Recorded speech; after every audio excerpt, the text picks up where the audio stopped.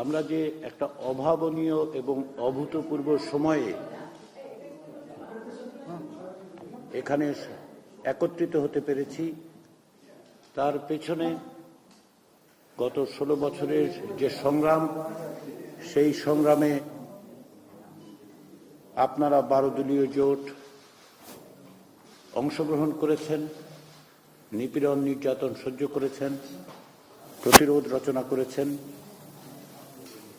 আপনাদের অবদান ছাত্র জনতার গণ অভ্যুত্থান তৈরির পটভূমি তৈরি করেছে, তাতে আপনারা অংশ নিয়েছেন। সেজন্য আমরা সকলেই আপনাদের কাছে কৃতজ্ঞ।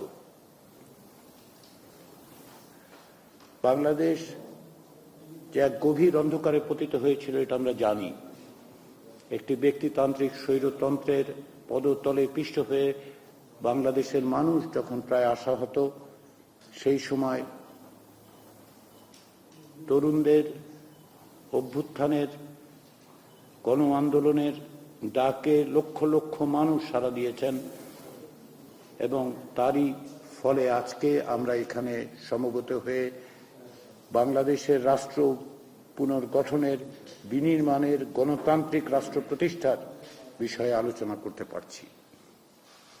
এই সুযোগ যারা আমাদের তৈরি করে দিয়েছেন, যারা প্রাণ দিয়েছেন, যারা আহত হয়েছেন, জুলাই আগস্টের গণ অভ্যুত্থান এবং তার পূর্ববর্তী 16 বছরের সংগ্রাম, এক অর্থে প্রায় 53 বছর ধরে আমরা এই সংগ্রামের মধ্যে আছি। কারণ হচ্ছে বাংলাদেশে যে আকাঙ্ক্ষা ছিল মুক্তিযুদ্ধের মধ্যে দিয়ে একটি গণতান্ত্রিক জবাবদিহিমূলক রাষ্ট্র, সেটা প্রতিষ্ঠিত হয়নি। বারবার আমরা হোঁচট খেয়েছি, বারবার আমরা উঠে দাঁড়িয়েছি, বারবার আমরা লড়াই সংগ্রাম করেছি। সেই লড়াই সংগ্রামেরই ধারাবাহিকতা আজকের এই আলোচনা। জাতীয় ঐকমত্য কমিশনের পক্ষ থেকে আপনাদের কাছে আমাদের প্রতিবেদনগুলি দেওয়া হয়েছিল, সেগুলির বিষয়ে আপনারা মতামত দিয়েছেন। অনেক বিষয়ে আপনাদের সাথে একমত আছে, অনেক বিষয়ে আপনাদের সঙ্গে জাতীয় ঐকমত্য কমিশনের পক্ষ থেকে দেওয়া সুপারিশে কিছু ভিন্ন মত আছে। আমরা সেগুলি নিয়ে আলোচনা করব। জাতীয় ঐকমত্য কমিশনের লক্ষ্য সুস্পষ্ট। আমরা চাই সকলের সাথে আলাপ আলোচনার মধ্য দিয়ে একটি জাতীয় সনদ তৈরি করতে, যা বাংলাদেশের ভবিষ্যতের পথরেখা নির্ধারণ করবে। ফেব্রুয়ারি মাসের 15 তারিখ জাতীয় ঐকমত্য কমিশনের যাত্রা শুরু হয়। ঐকমত্য কমিশনের 6 মাস সময় দেয়া হয়েছে। আমরা সেই লক্ষ্যেই কাজ শুরু করেছি। 15ই মার্চ থেকে আমরা রাজনৈতিক দল, শক্তি, জোটের সঙ্গে আলোচনা শুরু করেছি। আমরা আশা করছি 15ই মের মধ্যে প্রাথমিক পর্যায়ের আলোচনা শেষ করতে পারব এবং তারপরে দ্বিতীয় ধাপের আলোচনায় আমরা অগ্রসর হওয়ার পরিকল্পনা করছি। যে সমস্ত বিষয়ে রাজনৈতিক দলগুলোর সঙ্গে ঐকমত্য তৈরি হবে, সেগুলির ভিত্তিতেই জাতীয় সনদ তৈরি হবে। রাজনৈতিক দলগুলো, শক্তিগুলো, জোটগুলো সকলে যে আন্তরিকতার সঙ্গে সংস্কার প্রক্রিয়াকে অগ্রসর করতে চান, এ বিষয়ে কোনো সংশয় নেই।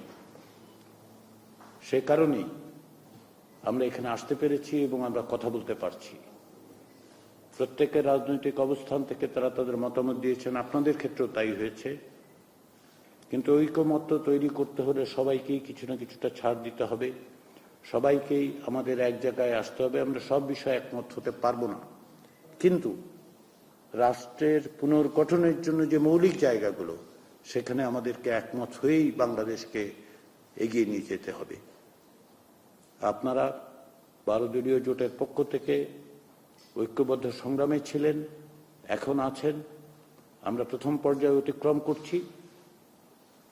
আমার দৃঢ় বিশ্বাস যে আপনারা আগামীতে রাষ্ট্র পুনর্গঠনের এই সংগ্রামে, এই প্রচেষ্টায় আপনারা নিঃসন্দেহে আমাদের সঙ্গে থাকবেন। আমরা সকলে একত্রে থাকব। পাশাপাশি যেটা বলা দরকার সেটা হচ্ছে, জাতীয় ঐকমত তৈরির দায়িত্বটা কেবলমাত্র জাতীয় ঐকমত্য কমিশনের নয়। আপনারা যারা সংগ্রামে আছেন, আজকে আমাদের সাথে যারা কথা বলছেন, আপনারা আপনাদের সহযোগীদের সাথে কথা বলুন, অন্যান্য রাজনৈতিক শক্তির সঙ্গে কথা বলুন, কি করে আমরা এক জায়গায় আসতে পারি। শুধুমাত্র এই টেবিলে বসে এইখানে আলোচনায় আমরা জাতীয় ঐকমত্যের চূড়ান্ত জায়গায় পৌঁছতে পারবো আমরা তা মনে করি না। আমাদের ভূমিকা হচ্ছে অনুঘটকের, আমরা সেই চেষ্টা করছি। কিন্তু রাজনৈতিক শক্তি হিসেবে আপনাদের উপর এই আশা, এই বিশ্বাস, এই আস্থা আমাদের আছে যে আপনারা অন্যদের সাথে কথা বলবেন, ভিন্ন মতের জায়গাগুলোকে সংকুচিত করে এক জায়গায় আসবার জন্য আপনারা আপনাদের সহযোগী রাজনৈতিক শক্তিগুলোকে অনুপ্রাণিত করবেন এবং তার মধ্য দিয়ে আমরা এক জায়গায় উপনীত হতে পারব।